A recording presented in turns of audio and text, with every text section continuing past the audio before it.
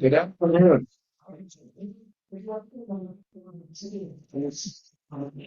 Good afternoon, and thank you for coming today. We're about to start the program, and just wanted to start by saying, if we could look up the phrase "Mr. Prep School" in the dictionary, or perhaps more realistically, ask ChatGPT, "Who is Mr. Prep School?" I'm guessing a photo of today's speaker would appear. And why do I say that? Tom Johnson graduated from Deerfield Academy, and after college, he taught at the Hill School, teaching economics, history. He coached sports, and he ran a dorm. And after many years, he did those same duties at Lake Forest Academy, and now he's the head of our local prep school. It's great to see so many people here from LFA today, and I know Tom's enjoyed talking with most of you, and I'm sure he has a great presentation for us. So I'll stop speaking now, and Tom, take it away. Thank you. All right. Hi, everyone. Hopefully people on Zoom, I'm going to try to turn this a little bit so they can see. Our camera was malfunctioning, so we're trying to improvise here a little bit. Thanks to Julie for helping me problem solve as we get set up here. She does everything. She made my life very easy coming in here. And it's great to see you. A lot of familiar faces in the audience. I appreciate you taking time this afternoon to be here with me. And it's really fun for me to be here. Yesterday was my first time in Onwentsia Club. Today is my second time in Onwentsia Club. So uh, I am a lifelong golfer, and I've had the chance to play some really special courses in my lifetime, including the old course at St. Andrews. It was March, and it was about 39 degrees, but I was not going to turn down the chance to play. And I shot an 84, so I was pretty happy with that on the old course. No, not 9, 18 holes, 18 holes.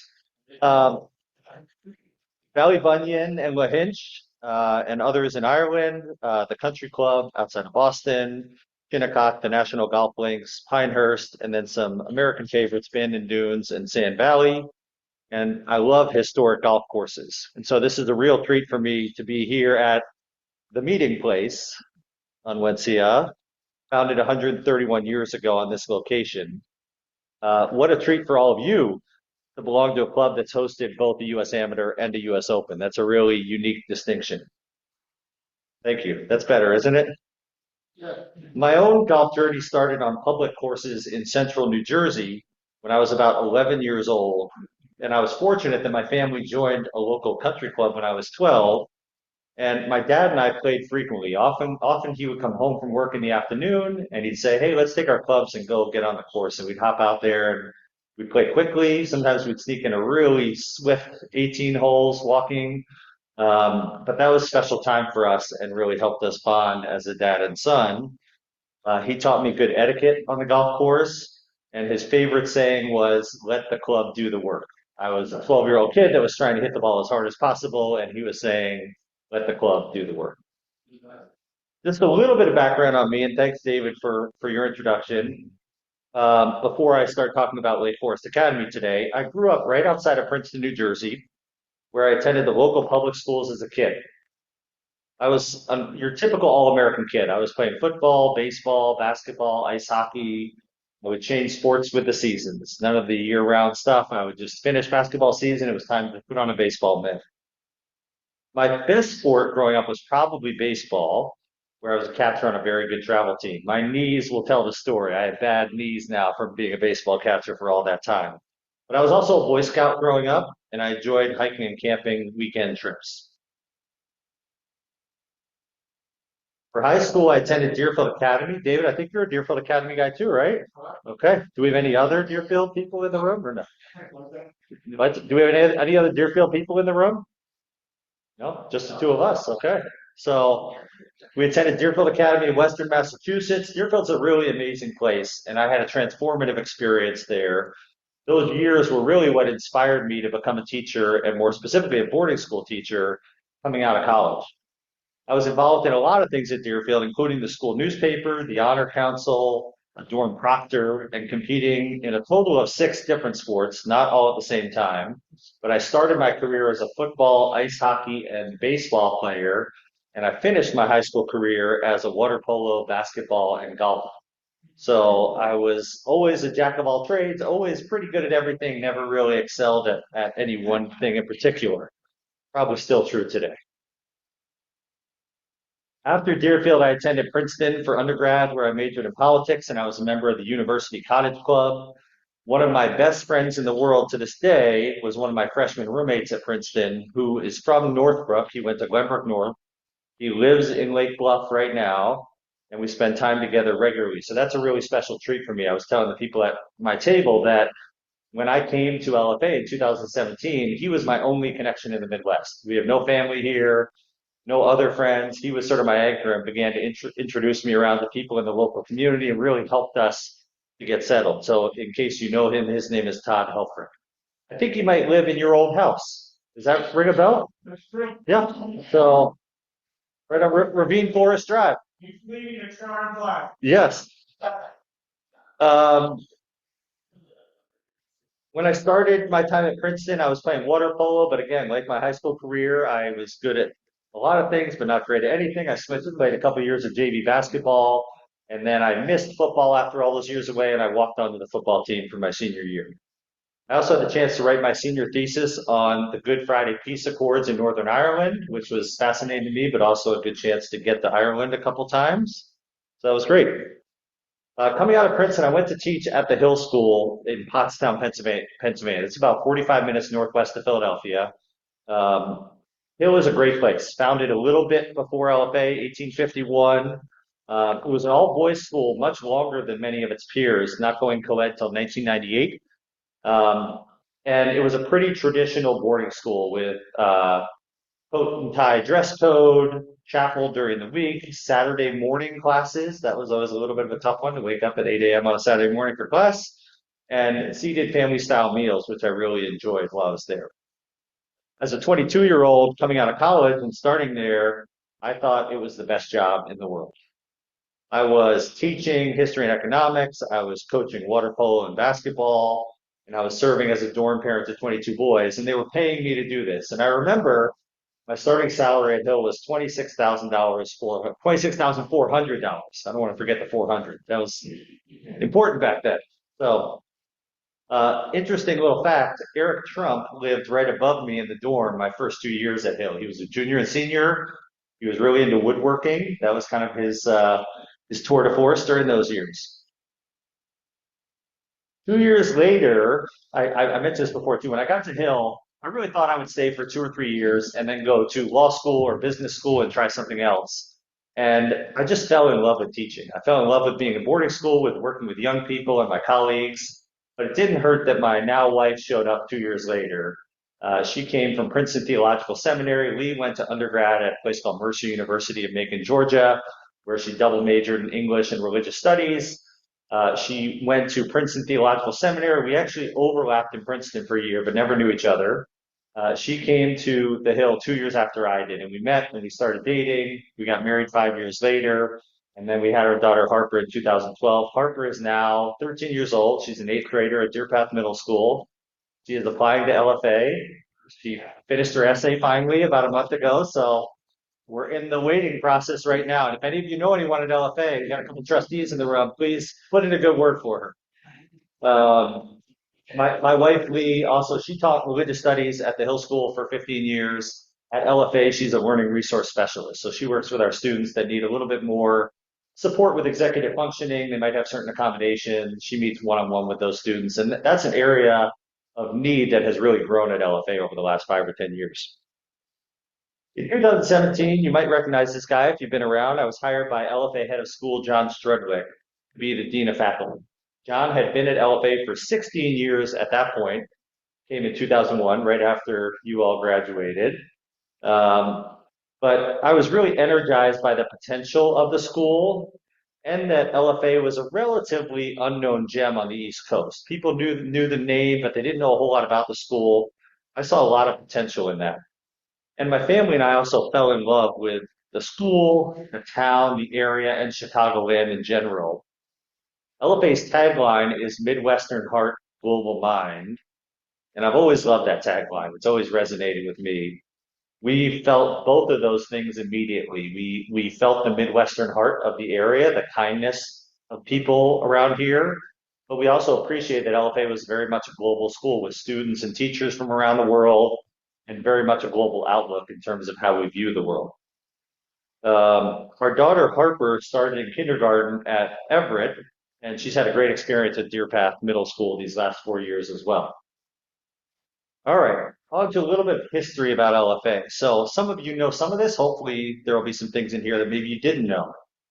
Um, this is particularly timely as we're celebrating LFA's 169th birthday next Friday. It's our charter day, February 13th.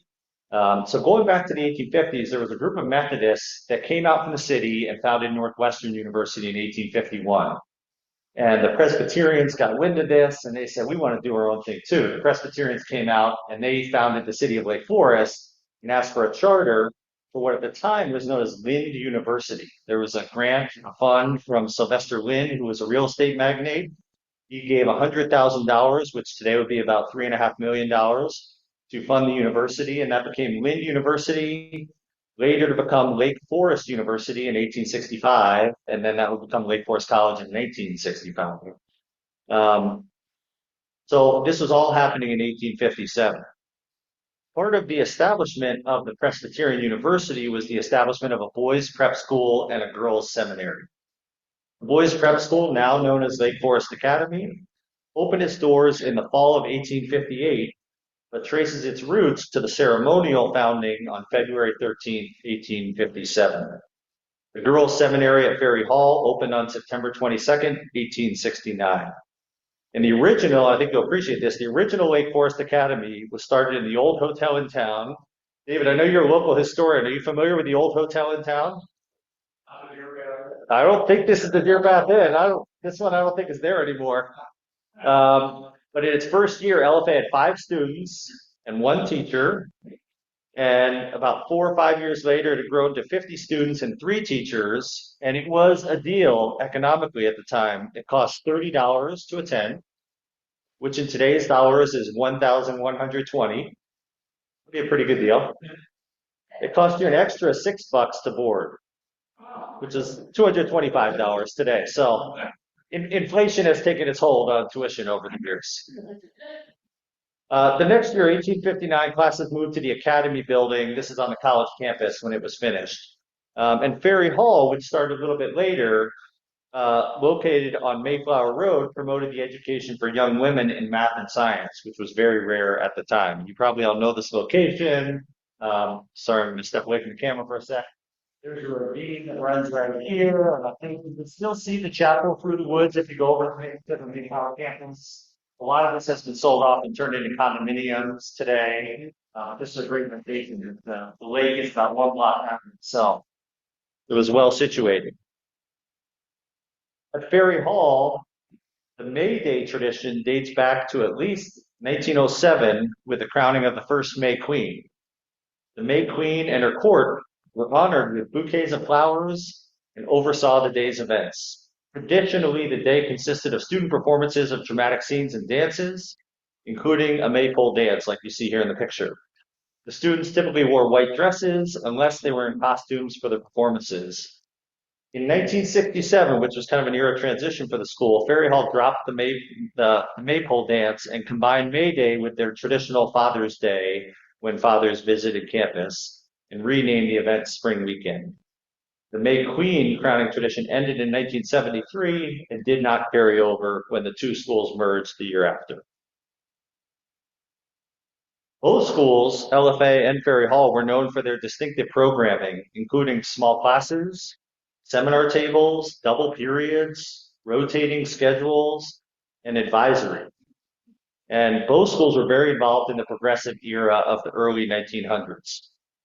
They both had legendary heads of school at the time. Ferry Hall had Eloise Tremaine, and LFA had John Wayne Richards. Eloise Tremaine was in power, leading the school from 1913 to 1941, and John Wayne Richards from 1918 to 1945. So both during that post-World War I up to World War II era in the U.S. and actually are Giving Foundation at LFA, our planned giving society, is named after John Wayne Richards and Eloise Tremaine. These are probably the two most influential leaders in the school's history. All right, switching over to the property that we're located on, the current LFA campus is situated on the original Melody Farm estate of J. Ogden Armour, the meatpacking baron of Chicago, who was made famous by the expose The Jungle by Upton Sinclair in 1905. I don't know if any of you read that. I remember reading The Jungle in ninth grade or 10th grade. But growing up in New Jersey, it was a little bit of a foreign world, but I really appreciate that now. The original 1,200-acre estate was purchased by Armour in 1904, and construction took a total of 4 years at a then cost of $10 million, which today would be $364 million. That's a significant investment. He put in his own train line to transport the marble slabs to build the mansion there on the estate.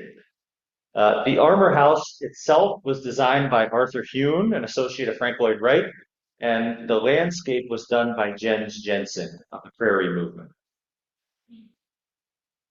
You might recognize his name, Samuel Insull, if you're not familiar. He was the founder of ComEd. He lived at Cuneo Mansion in Libertyville, not too far from us. In the 1920s, with J. Ogden Armour's company struggling after the post-World War I economy, he had to surrender all of his investments to the bank. And in stepped Samuel Insull, founder of ComEd, to buy the property, and he had plans of establishing an aviation golf course on the property. So his plan was to find millionaires and barons from around the country to join, fly in on their private planes, play golf, do business, and then head home. And he built out the campus, and in fact, the house that I live in right now, Wood House, you can still see the outline of a sand trap in my backyard. And if you ever drive in the LFA campus, if you're driving into campus and you look on the left, you'll see a couple sand trap outlines right by the lake there as well. So the course was built, there was a huge investment in the property, and then the stock market crashed. And this idea went kaputs, and the property basically sat unoccupied, unused for about 15 years or so. But that was his idea, to bring in millionaire investors from around the country to play golf at Melody Farm. After sitting for some time, LFA purchased 800 acres of the property in 1947 for the price of $400,000. That's a little cheaper than the $10 million. The school moved its operation to its new location on the west side of town and opened its doors in the fall of 1948 under headmaster Frank Bowditch. If you've been to the campus, you know we have the Bowditch Bell on campus, which is our victory bell. 2 years later, the school sold the 500 acres east of the railroad tracks, which is everything today between Waukegan Road and the railroad tracks and Town Line up to 176. So that whole plot was the 500 acres that the school sold right around that time. The original campus had few buildings, including only 2 dorms, one of which is still used to this day, Warner House. In the early 1970s, as coeducation became more prominent, LFA and Ferry Hall started to share classes with each other and would bus students back and forth between the 2 campuses so they could take classes together. So they're going back and forth between Mayflower Road and the west side of town. In 1974, the 2 schools merged under the official name Lake Forest Academy Ferry Hall, which is a mouthful, and they sold the Mayflower Road property. Anyone in here know the Hodgkins, Tom and Bondi? Okay. Hopefully familiar to some of you. The school endured some really tough times during the late 1970s and early 1980s. The change came in 1986 when Tom and Bondi took over as co-heads of the school. Their son, Tom, who told me he was trying to be here today but got called to a meeting in San Diego, I think. He had just graduated, I think, in the spring of 1986, and they took over as co-heads of school. I'll actually be seeing Tom and Bondi on Tuesday in Ponte Vedra. They're doing great. They're both 90 years old. Bondi's flying around like she's 35, and it'll be great to see them. They phased Ferry Hall out of the school's name in 1988, a controversial decision at the time, and they added some buildings to the campus, including New Hall, which is not so new now, but was new then, the ice hockey rink, and in 1993, they sold off 31 acres of land to a private developer what is now known as Academy Woods. So when you look at this picture, here, right now, as you come into campus, the S curve would bring you in sort of right about here. So everything down here is now Academy Woods. I'll show you a picture of the modern version, but that was really important for the school at the time because we were struggling financially, and the proceeds from that sale helped the school kind of survive that era. Let me go here so you can kind of see what it looks like now. This is the main road coming into campus right there. Academy Woods ended up building 77 homes on the site, which you drive through as you enter LFA's campus. I can remember actually when I came to interview at LFA, I drove in and I thought that was faculty housing. I said, this place is unbelievable. Sign me up. And then I found out it wasn't. And there's Princeton Court in there. I thought it was meant to be, but it is not faculty housing yet. But I am really proud to say that we have a great relationship with Academy Woods. We really try to support each other. There are things that we can do that help Academy Woods. There are things that Academy Woods does that help us. I'm really proud of the fact that we have a very good relationship between the two because we do cohabitate back there in our own little world. All right. John Strudwick took over as head of school in 2001 after a lengthy stint at Phillips Andover. And during his 18-year tenure as head of school, he was responsible for the expansion of international students at LFA. That was a big impact John had, but also a number of physical renovations to the campus, including, and I'll go through a couple slides here, the Cressy Center for the Arts, which is circled in the black square there. 5 new homes in West Village, which this day are still the nicest housing we have on campus. An expansion to the gym complex, really connecting the hockey rink to the rest of the gym, building out the entry to the gym complex, and really making that state of the art at the time. Building Ferry Hall Dormitory, which is our nicest, newest dorm on campus. It houses 36 girls in Ferry Hall dorm and 4 faculty apartments. The Reyes Science Center, again, a beautiful building that is really state of the art even now. And then right a couple of years before he retired, the J.C. Coward Student Center, which is really the heart of our campus. If you've been on the campus now, it's a beautiful glass walled building. It's right in the middle of our campus looking out on our quad. And I know for me, when I took my tour of campus, this was sort of the jaw-dropping moment. When I walked in that building, I said, this is beautiful. And our students use it to eat. They use it to socialize. They use it to study. It's really kind of a hub in the evening on campus as well. So John is owed a huge debt of gratitude for what he did to LFA's campus and to the school to really raise the profile of the school during his time there. A couple things about who we are today, and some of this may have changed depending on when you were at LFA or what your connection is. We are very big. We opened this year at 452 students, which is the biggest we've ever been. We're tight. We're using up all the classroom space. We fill up Cressy Auditorium as a school. But we're really proud of the school we are. We're a very diverse school. So our day students come from 55 different local communities. And that is intentional and purposeful. We give out about $6.5 million of financial aid every year to try to bring in people from different backgrounds and different communities to make a strong community. And so that is very much intentional. Ideally, strategically, we are a 50-50 boarding day split, and we really try for that. The reason we end up at 52-48 is that we fill every bed in the school. And sometimes there's a little bit of summer creep. We'll have a family move to town and say, we're looking for a school. Is there a chance we can come to Lake Forest Academy? And so there tends to be a little bit of a creep on the day side over the summertime. So that's why it's 52-48. But we really like that 50-50 split. And if anything, long-term strategically, I think we'd love to add to our boarding population on campus. Because we really view ourselves as a boarding school that has day students and not the other way around. If you look at our other sort of geographic diversity, our students, our domestic boarders come from 19 different states. You can see they're sort of all over the place a little bit. We don't get a ton from the Northeast with a concentration of boarding schools in the Northeast, but they do come from all over the country. I would say that Washington and Colorado have been 2 really strong growing markets for us recently. And these stats have probably changed over the years depending on when you were at LFA.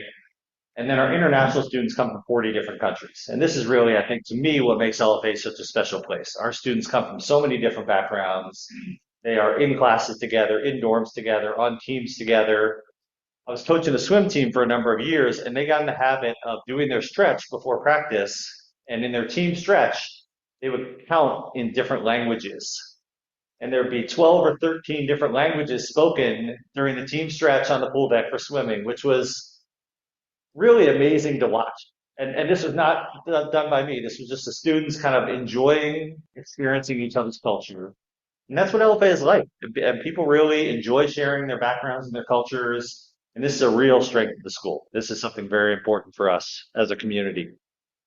A couple of things, and again, some of this may have changed over the years. A lot of it has not. One of the things we're really proud of is small classes. People come to LFA because they want to be in classrooms where there are not a lot of kids. They know the teacher well. The teacher knows the students well.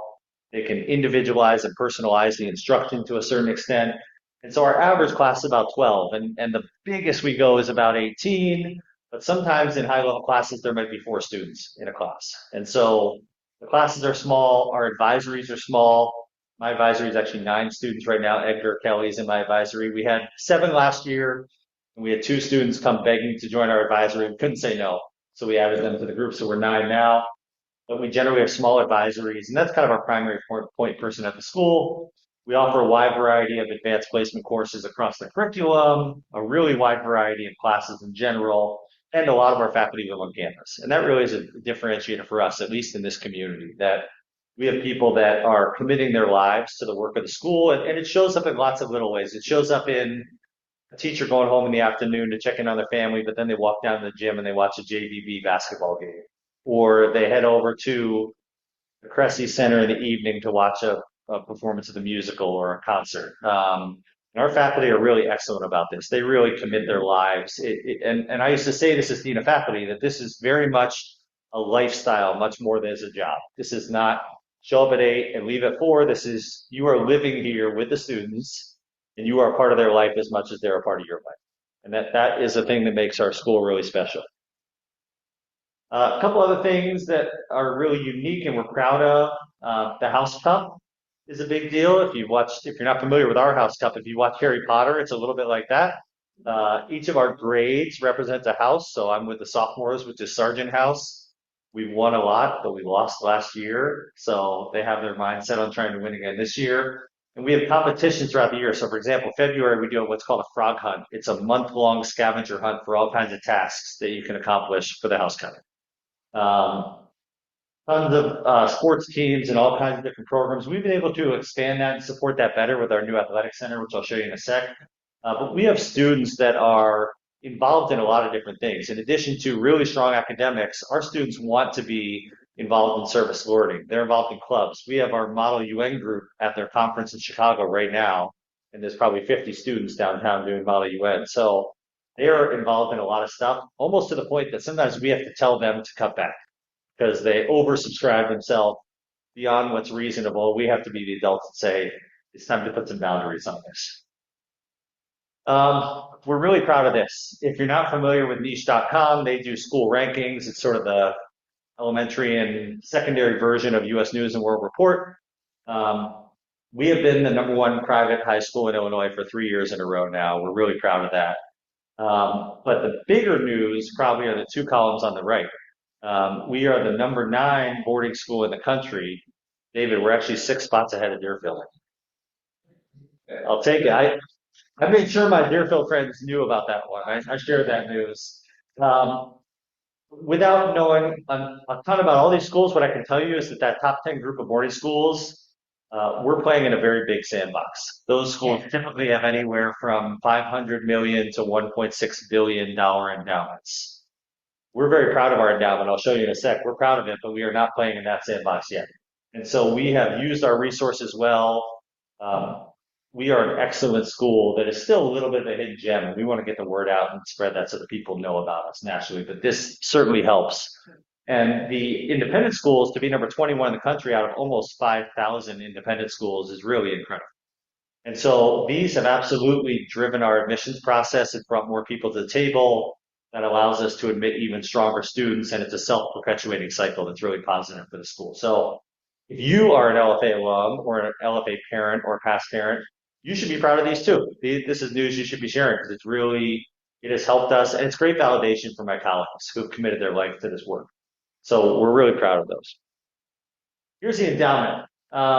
So when I showed up at LFA in 2017, the endowment was about 33 million.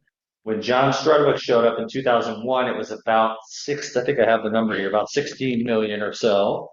Let me see if I can find that. Yeah, it was about just over 10 million when John Strudwick showed up. You can see a couple of trends here. The 2008 financial crisis took a hit on the endowment, not surprisingly.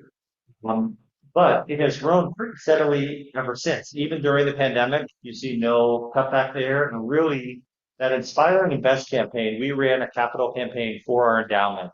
This is over the last 7 or 8 years. And that had a really dramatic impact, bringing up the dollar amount in our endowment. And as of last week, the endowment was at 83.5 million. It bounces a little bit. I know the market's been down the last couple of days, so it might have dipped since then, but it's done really, really well. And for schools like ours, best practice is to have an endowment that's about 3 times your operating budget. For us, our operating budget is about 30.5 million right now. So we'd love to have that number be at least 91 or 92 million, but really we have much bolder visions for this. We want to push this over the $100 million mark because the larger our endowment is, the more we can take pressure off tuition revenue, off of ancillary revenue. And so we'd like to play with the big boys in our endowment, and we're going to work hard to try to get that number up. But we are very proud of where this has come, and we spend really wisely. We try to be very disciplined fiscally so that we can minimize our endowment draw and let this grow for the future. It's really important to us to provide intergenerational equity for the school. Okay. One of our favorite traditions is our all school handshake. We start off the year with this. So we have a preseason. At the end of preseason, our very first day, we have an all school meeting and we come out to the gardens and we do an all school handshake, which is really a tradition where every member of the community shakes every other member's hand, or fist bump now, sometimes since COVID, and wishes them a good year. And it's a really special moment. So I want to just show this video about the all school handshake.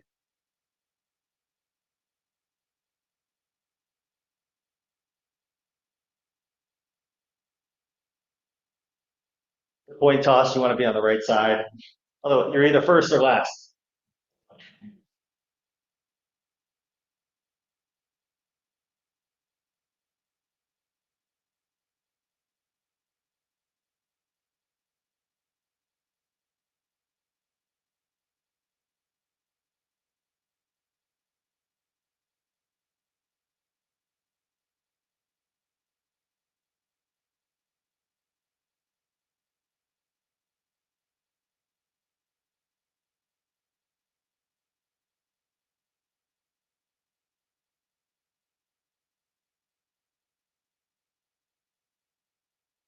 Trigger Kelly. Interference there.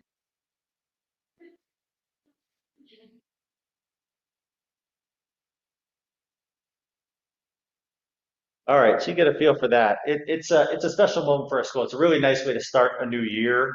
Nice way for new people to the community to feel welcome, to start to get to know some other names, and fingers crossed, hopefully you get good weather because that makes a big difference as well. All right.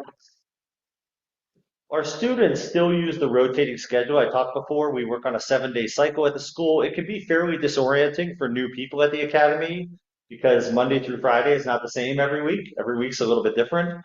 But the fast pace and variety in the schedule tends to be very popular with our faculty and students alike. Our classes are small, typically around 12 students each, which really allows for that personalized instruction and strong relationships between faculty and students. Most of our students take 6 classes in an 8-period day. They have to take 5. Some try to take 7. Sometimes that's a good idea, sometimes it's not. But most take 6 periods a day. And they use their free periods often for lunch, for doing homework, prepping for class, but also for socializing and being teenagers as well. That's important for them. As a community, we meet in our auditorium for morning meeting twice a week and all school meeting once per cycle. all students, as I mentioned before, are assigned to an advisory group, and we meet with them twice a week as well in those groups, but we also sit with them in morning meeting. Today we had morning meeting. It was a little bit unusual because we were not in Cressy, which is this building down here, because they've been repairing the lights, putting in LED lights in there. So we've been out of Cressy all week. So we had morning meeting in the Great Hall this morning, and John knows this, but there was a little bit of a special announcement today.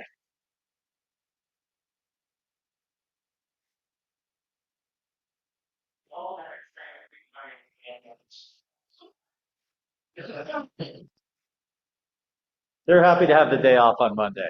So we get to do this once a year, and Monday is the day. I'm glad we were able to catch it. And I want you to watch the middle here, our teacher, Eric Hilbrand. There was some kind of a not great attempt at an Irish jig in the middle, right there. But they'll have the day off Monday, so that was fun for them.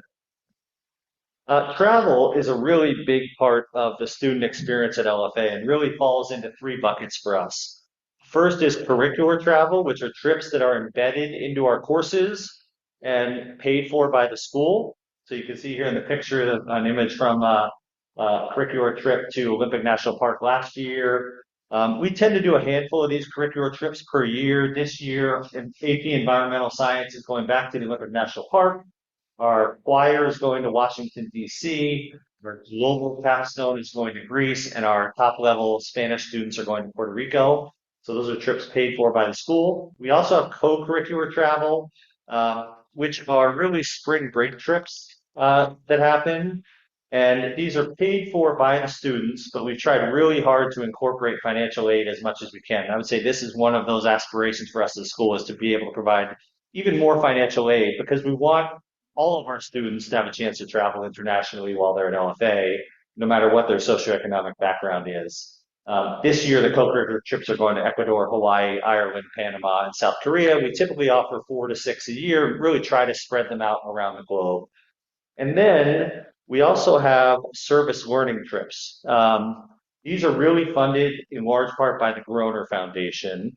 And the last 2 years, we've gone to Jamaica, and the students have had a great experience there. Unfortunately, with the devastation caused by Hurricane Melissa this past year, we cannot go back to Jamaica this summer. In fact, Bill Marlott, who helps run the program, he was just down there last week. And while they are making progress, it is slow. So we're not going back to Jamaica this summer. Instead, we're going to run service learning trips to Virginia, Scotland, and Costa Rica. And those are paid for right now by the Groner Foundation, so they're cost-free for students as well. So we're providing a lot of opportunities for students to travel for little or no cost. And I would say this is really important to us. We are a global school. We want our students to get out into the world and see the world, as it builds empathy and it helps them coming back into our community as well. All right, a couple other things on campus. The Student Center, this was built in 2016. It still looks brand new to me. I know it's been there a decade, but I still think of it as brand new. This is really the heart of our campus. It's a beautiful building. It has student commons, campus store, mailroom, business office, as well as housing our Stewart Center for Global Leadership. And they really manage all of our student travel pieces. Students eat here, but they also use it as a social hub, a place to study. We often run an evening study hall in this building. It's really beautiful. So if you haven't been in, I encourage you to check it out. Going back to the academic strength of our student body, this is our group of national merit semifinalists this year. We had 10 in the senior class out of 120 students, which is really incredible. It's the most we've ever had, but it's also very high relative to our local peers as well. So our students are just incredible. They're really bright, they're really motivated, they work hard, and they're respectful. And so this is a good representation of that. A couple of other things on campus over the last handful of years, depending on the last time you were there. We built these outdoor turf fields in 2018. There used to be grass fields here. As you know, the weather in this part of the world can be a little bit questionable, especially in the spring. So having turf fields is a huge advantage for us. So we use this for field hockey, lacrosse, softball, sometimes soccer. The two fields past that are the soccer pitches, but when the weather's bad, they'll move on to the turf. So this has been a huge asset for the school. Last year, we opened up the athletic center expansion. And if you have not been over there to check it out, I encourage you to get over and take a look. It is really stunning. So if you were standing on our quad, with the student center at your back, it is right in front of you. So it's sort of just west of the old parts of the gym.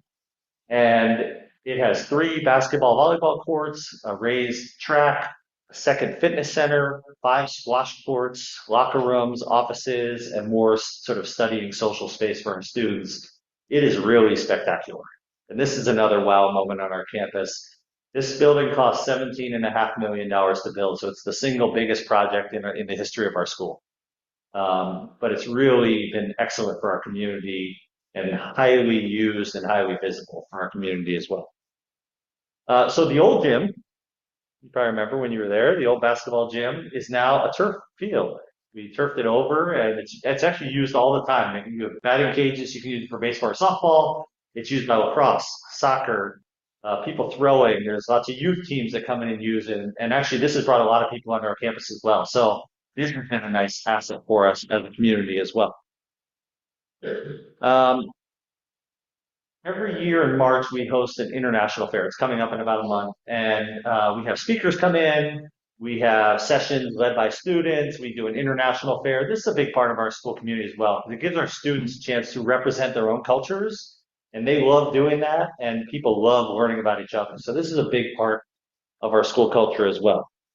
All right, this one's kind of fun. So I mentioned J. Ogden Armour when he built the mansion in 1904 and 1908. This was the front courtyard when he lived there. This was how it was built. Right? Over time, that front courtyard was changed and it looked like this. And it's a little hard to see in this picture. This is a big piece of cracked glass. Not the most beautiful in the world. But this is what it looked like. And this is really the first impression we're giving because people that are coming to interview at LFA over here and they walk around the front of the mansion and into Reed Hall. And it's also for people who are being married there, this is their first impression of LFA. And we wanted to really do this property justice. And so our facilities team, who's really incredible, this past summer did a renovation of the front of Reed. And this is what it looks like now. It's really spectacular. It doesn't look quite this nice right now on February 6th. It's covered in snow and terms, but it's really beautiful. It's a nice introduction, and we're going to kind of finish the lower half this coming year. And you can see it lit up at night as well. It's really a beautiful piece of property. And now the front of the building better matches the back of the building, which is the formal gardens. And that's significant for us as well, because we use this a lot. We use it for our all school handshake, our move up day, our graduation. But we also have about 80 weddings a year on our campus. And you can't see it in this picture, but the house where I live is right over there. And so from May through October, there's a wedding Friday night, Saturday night, Sunday night. So I get to watch a lot of love happening, a lot of beautiful music. Sometimes we'll just sit outside on a chair with a lemonade and just watch the weddings happen. But it's a big deal for the school because we raise a lot of ancillary revenue through our wedding program, and it's bringing a lot of people onto our campus, and the business has been good for our wedding business. So taking care of this property is important for us as a school, but it's also important for our financial model as well. So we've done a lot of work on this. We've completely upgraded, fixed the pagoda that's at the western end of it. In the bottom left picture, you can see it there. We've been fortifying and fixing all of the exterior walls. We actually have a mason on our staff, so we've been doing this in the house, which is the more impressive part. We've been fixing all the exterior walls. The next phase for us will be to fix what I would call the inner pools. So if you look at that bottom right photo, those two grassy areas surrounded by stone, that's where people sit for our graduation. And the surrounds of that have seen better days, and we want to fix those up. So that's the next phase of that. But this is the glamour shot for our campus, and we want to take care of it and make sure we treat it with respect. All right, last things. As we look towards the future at LFA, there are a few key things driving our work. One is wanting all of our students to have equitable experiences at the school. Because our students come from such diverse socioeconomic backgrounds, we want to make sure that we're providing the same opportunity for everyone. Our Stewart Center that I mentioned before is working on building out those opportunities, things like internships, independent studies, so that we can leverage our location and our LFA network at the same time. Here you can kind of see the whole campus together, Academy Woods on the right side of the photo, our baseball field. You can see the core of our campus sort of in the top left there, and our athletic fields up the top right. You get a little peek at Hallis Hall in the top corner there as well. But we're proud of where the campus is, but we still have some things to address. We have two older dorms on campus that we're going to be working on. One of the focuses for us is going to be campus housing for our faculty. Having worked as dean of faculty for 7 years here and 6 years in my old school, being able to house our teachers on campus is vitally important. Lake Forest is an affluent community. It's hard for our teachers to afford to live in town if they're not on campus. And I've had the experience happen multiple times where we found a great teacher, we want to hire them, but the numbers don't work for them unless they live on campus. And so having appropriate faculty housing is really important for us. So actually our gala this spring is going to be focusing on starting a new faculty housing project. We're going to be putting up 7 new units. I'll show you where. Right in this field here, just west of Field Dorm, south of the West Village.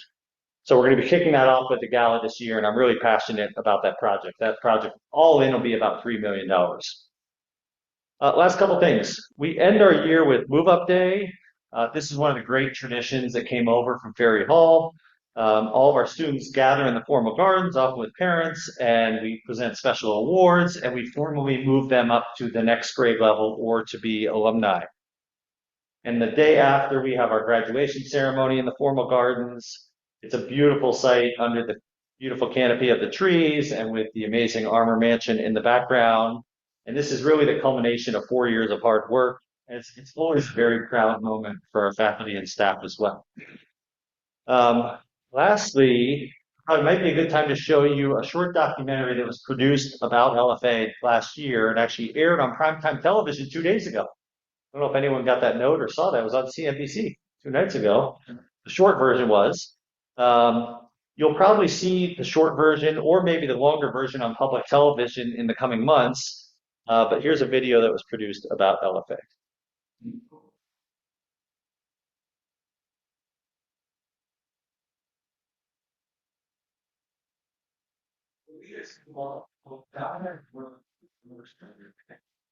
You prepare them. And education that fosters the whole mindset and rooted curiosity, empathy, and the cultural understanding is more important. How do you do that? Many believe the answer lies in cultivating diverse learning environments, where different perspectives of as well. They're essential. Parents are currently in school, yes, just beforehand, not there is all out west. Yeah, we really embrace how as a school student should also students saying when we program with them, you're in the bringing voices. So to come involved, actually then European universities and students about a year ago at peak who we are. So of course, Kennedy is with various students to lead good purpose. We have to lead the community and go out and persuade students in what politics, human rights, sustainability, and ethical leadership. Be critical thinking and what we see in our students is a very standing learning polarization. Most students are very advocate for themselves to have state learning and be advocate increasingly. They that whole mindset that prepares them to be future leaders in the 21st century. Kenya stated earlier movies. They offer self seriousness, regulars use to learn about cultures and hobbies. So those kinds of topics and stuff that makes me feel like peace, experience that all day. You know, creating like almost in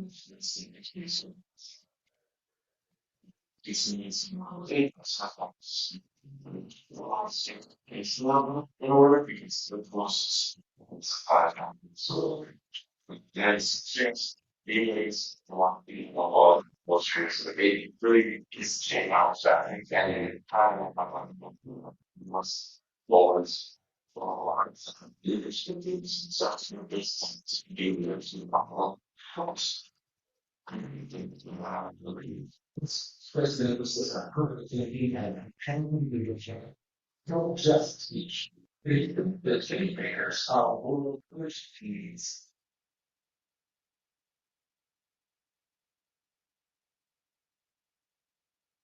What really sets us apart from school in the area or even around the country is our ability to tailor our experience to the individual candidate. We get to know them really well. Our mission is nice. Leads to placing students with advisors who understand that, we get to know them well, know what they need to succeed. And that advisor will help them develop a 4-year course plan that's going to be successful for them. We then have our college counselors who look through those plans to make sure that it's on the right track based on their interests. Attracting students from Chicago, around the U.S., and around the world. Lake Forest Academy is a dynamic and multicultural community of 50% day and 50% boarding students. This unique mix of individuals provides an unparalleled opportunity to be immersed in global perspectives these students wouldn't be exposed to otherwise.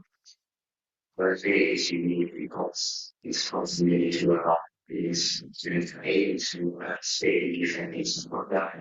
We have an online scene and we hear how students you know how the beginning to with the what's movies that you know it there. We should there's not only that is the skill. Our students share and into the weekends and we work around that can honor choices on history that seriously that Bible and also policy because losing our race really find that you try to harmful and he was starting in was going on those base and get into for so and can discover so we have to lots for a constantly to always I it's interesting to support or that is something in or another also. My freshman year, I had to learn to school out how the sleep option of that was dogs, parents, rights, and every systems. I came in as the cases in the hour. Where I was really behind the helmet on one of the horses and different restaurant. It's just how always finding this here for you find this compassion in your academics. So like for instance we can do it. To do it is good. Make up a different understanding or gainers for your if there was something that was trying to be freshman year and he would find it, the people from the current of Vegas actually become inclusive. I'm pretty sure what I gave and now over here now today I got to be on stage with the wrong students and I think that it was this school that helped me. Everything that we do centers around character, scholarship, citizenship, and responsibility. And we have amazing students who are on hold, and we every day, things full line. And that really is the focus of everything we do. We want to give more about the community, but we also expect it more to send people out to the world and make a difference. Learn more about admissions and what needs to be part of the Lake Forest Academy community. Visit us online today. All right. With that, I want to thank David for inviting me to come today and be here with all of you. I really appreciate the opportunity and I'm sick of hearing my own voice. I hope you are too. I'm happy to answer any questions you might have. David, you got up first. First of all, congratulations. Like, school's in great shape. I just want to ask you and I will more time here, David and Alabama, not okay. You think that road with rest will come back, or is that an outdated question? Okay. Yeah, someone was asking about this earlier. I have an interesting perspective on this. I enjoy wearing coat and tie. I've worn it most of the days of my professional career as well as my high school career. I don't know if having it every day will come back, but we've been talking about our dress code in general. And one of the things we are going to do starting next year is we will have very intentional dressier days where we're going to ask students to dress nicely. We want to teach the lessons of how to dress appropriately for the occasion. And many of our students have never done that. We have a lot of boys that have never worn a tie, probably would have no clue how to go about tying a tie. They will go to YouTube or just have someone tie it for them and keep it loose and slide it up their neck. We want to teach students how to dress nicely when the occasion calls for it. So we're going to start to sprinkle it back in. And if I had my way, we will sprinkle it more heavily back in. But I think it'll be a slow roll. We dropped the ties during the pandemic, and there was not a ton of calls for bringing it back right after. Um, but we do want people to learn how to dress nice. So I'm not sure it has to be every day, but we want to work that back in. Jack Danaher is a great example of someone that dresses nicely. He's been coming to school looking like $1 million lately. So I think that, I think just a quick comment, and I have a question. I think the part that you have emphasized enough, the particular reason we chat is the tremendous presence here in the school. And so, for my son, you deliver.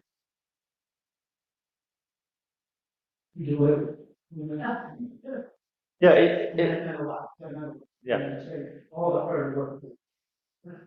Yeah, the process is different than it would have been 50 years ago.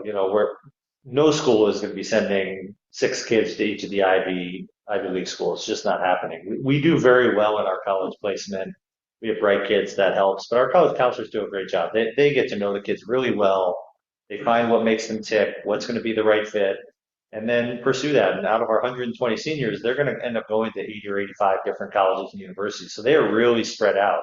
That said, we do a great job at some schools. We send a ton of kids to Northwestern. We've got a big crop at USC this year. We send a handful to Harvard, a couple every year, but we're not necessarily focused on what you would think of as the traditional top name schools. We're trying to find schools that are great fits for each kid, and I think we've done a great job of that. Our college counselors are excellent. The most I have, the most time, there were, opportunities, potential opportunities in working with these great course.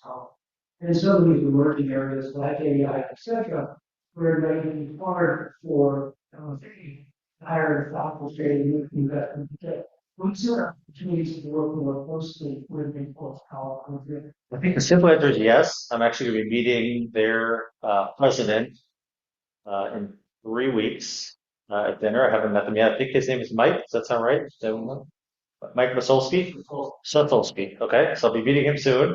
I think the answer is yes. They have more resources than we do, and we have students that are learning at a level high enough that they could be involved in classes there to college. The biggest challenge for us right now is logistical. Our schedule has 45-minute classes with no passing time, so the idea of getting across town or getting somewhere where we can hop on a Zoom, that's a little bit of a challenge. But that's an area that I want to explore anyway, because I'd like to see us look at a schedule where we have longer, deeper learning than we do right now. So I think those two things could go hand in hand. I do think it's an area that we could tap into a lot more resources than what we have right now. So thank you for the suggestion. Sorry. Yeah, it's me. Campus, and so even if it's not a class. Yep. Yeah, we have not had a lot of communication back and forth with the college. So that's on me. That's something I can work on fixing and addressing, because I'm sure they're offering things that we would find attractive, and maybe vice versa as well. So I'm sorry, back to you. Yeah. Thank you, Bob. Talk a little about what's happening with that education and people what's going on with president and education. And you've got an opportunity, being open to that. Yeah, so internationally, this year in particular, we've seen the numbers go down a little bit. And actually, we put a lot of time and effort into our international admissions. We have one of the members of our admissions office that essentially travels most of the year around the world to drum up business and open up new markets. Where we've seen the drop is China specifically. We had a point where we were getting 200 applications a year from China for 15 spots. We have intentionally reduced how many Chinese nationals are in our student body. We're at about 35 total now, so we're bringing in about 6 to 8 per year, but that number has dropped from 200 down to about 80. It's still a very strong pool. There's still a big margin there, but I think more and more there are international families that are less confident in sending their child to the U.S. for secondary school, that will be a consistent, stable experience for 4 years. And so we are seeing those numbers drop a little bit. We are putting in extra effort to try to compensate for that. In terms of our other apps, we've actually seen most of our categories go up in recent years. There's been more interest in the school, which has made the incoming classes stronger. It's driven our acceptance rate down. We typically accept about 30 to 35% of the applicants to the school, and it's driven our yield up. Last year we had very high yield where, to give you an example, our day students who were awarded financial aid grants, 100% of them said yes to LFA. So the yield has been very high, and that is great, but it poses another problem. We're very full this year, and you got to work through it. But that's the kind of problem you'd want to have. So in general, numbers are good, but international has been, we haven't seen a huge dip, but there's a concern around that for sure, especially for a school that wants to be 25% international. So we're trying to open up new markets. We have our top 5 foreign markets right now are China, South Korea, Canada, Vietnam, and Hungary. Those are our top 5. But Hungary has been brand new in the last 4 years. We have 7 students from Hungary now. So, yeah. Given the roughly 50 that you mentioned, Jay, or if you talk about we got 2 to 5% of the year, Sure. Yeah, I think it happens in multiple ways. First of all, our day students are encouraged to be on campus as much as they want, starting with breakfast, which opens at 7 a.m. until 10 p.m. At 10 p.m., we say you have to leave because our boarding students have to check into the dorms and we don't want to be out on campus figuring out where you are. So they could be there basically from 7 a.m. to 10 p.m. And there are quite a few that do that. I don't know what time Edgar comes home, but a lot of day students will come and they'll go to classes, they'll do sports, they'll eat dinner in the dining hall, they might stick around to hang out with friends, maybe get some extra help from teachers in the evening, and they might go home at 8 o'clock or 8:30. So a lot of our day students are having relatively a boarding school experience with the exception of they're not sleeping on campus. And the opposite is true too. A lot of our day student families are really great about inviting boarders to come spend the weekend at their home. That's a nice break for them to get off campus, to go have a nice home cooked meal, maybe wash some laundry, hang out in someone's house. So that happens both directions. We want our day students to want to come back to campus on the weekends for concerts and events and things going on. I would say we do an okay job of that, but we could be better at that in terms of making the weekends attractive enough to want to come back. Last weekend was a great example. We had a Coaches versus Cancer basketball fundraiser. We had 4 basketball games, 2 prep hockey games, and it was a busy, fun, lively Saturday on campus. So a lot of people were back, but not every weekend is like that. So that's an area that I think we can be better.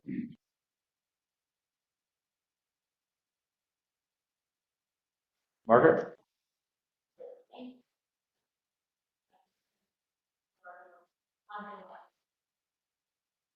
Yeah, it's a great question. I think our commitment to providing equity for our students. So I'll talk about that in a couple of ways. We have a fund at the school called the Hosel Fund. It was started by an alum from the class of 1971 that created really 2 funds. One is endowed and one is a spend down account.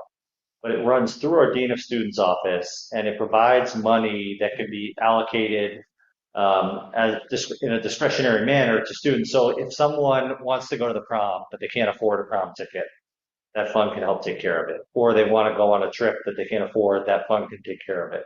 So we've been doing some of this work, but as a school, I'd say we are very committed to the aspiration of saying we want all of our students to be able to experience everything we provide, independent of what their socioeconomic background is. So we're not done with that yet. It's a work in progress, but that has been much more of a highlight in the last 9 years. We've become more diverse internationally in terms of where our students are coming from. And I would say that our affinity groups are much more involved now than they were back then. We have quite a few affinity groups on campus, both for sort of racial, ethnic background, but also other affinities as well. And they meet regularly, they're involved, they drive a lot of our community programming. So that's a big part of our culture as a school has changed as well. Yep, look. You've spoken a lot about your international admission process. Can you speak to your diversity? To neurodiversity? Yeah. So this is an interesting topic. This is what my wife does for a living. Our small classes certainly help with that because our teachers are able to accommodate different styles within the classroom and work with them. We are not Lake Forest High School, who probably has better ability to accommodate certain IEPs and 403 plans. We can do some of that at our school, but we probably can't accommodate as much as the public schools can. But that said, our teachers do a great job of identifying, okay, this student is not a good oral learner. We're going to find other avenues that we can relay information to them. And our neurodiverse students often find their ways to excel outside the classroom too. Sometimes it's through our math team or a science Olympiad or a Mala UN. Sometimes they're starting their own initiatives because there's something that they're passionate about that they want to work with. So, Does anyone else have any questions for Tom? Looks like there aren't any more. Feel free to come up and talk with them afterwards. And Tom, thank you for a course. fantastic presentation.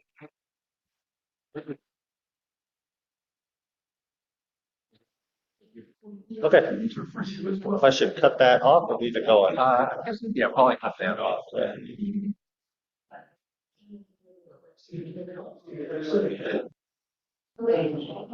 Wait.